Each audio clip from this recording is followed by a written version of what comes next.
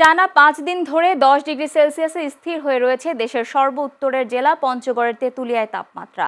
উত্তর পশ্চিম দিক থেকে বয়ে আসা পাহাড়ি হিম বাতাসে সন্ধ্যা থেকে পরদিন সকাল পর্যন্ত হাড় কাঁপানো শীত অনুভূত হচ্ছে। পাশাপাশি বাড়ছে কুয়াশার উপস্থিতি। গত কয়েকদিন ধরে পুরো অঞ্চল ঢেকে আছে ঘন কুয়াশায়। আজ তেঁতুলিয়ায় তাপমাত্রা নেমে আসে মৌসুমের সর্বনিম্ন ১০.৪ ডিগ্রি সেলসিয়াসে।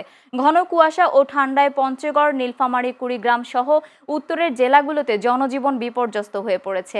হিমেল হাওয়ায় দুর্ভোগ নেমে এসেছে জনপদে। সকাল হলেও কুয়াশার কারণে সড়ক দেখতে পায় না, হেডলাইট জ্বালিয়ে চলছে যানবাহন। তাপমাত্রা কমে যাওয়ায় চরম বিপাকে পড়েছেন এই অঞ্চলের খেটে খাওয়া দিনমজুর নিম্ন আয়ের শ্রমজীবী মানুষ। 10 ফিট সামনে দেওয়া যায় না, যাইতেছি ভালা ভালা যাইতেছি ভালাই, ইয়ার মাঝে আপনার হঠাৎ করে চলে দেওয়া যায় না কিছু। এইভাবে দুর্ঘটনা গেলে ঘটে পারতেছি না। দিনের বাজে 10টা 11টা, এখনো ঘর থেকে বাইরে বাইরে বাইরে যাচ্ছে না। এখন সরকার তো উদ্যোগ নিবে, কিভাবে আমরা কিভাবে বাঁচবো।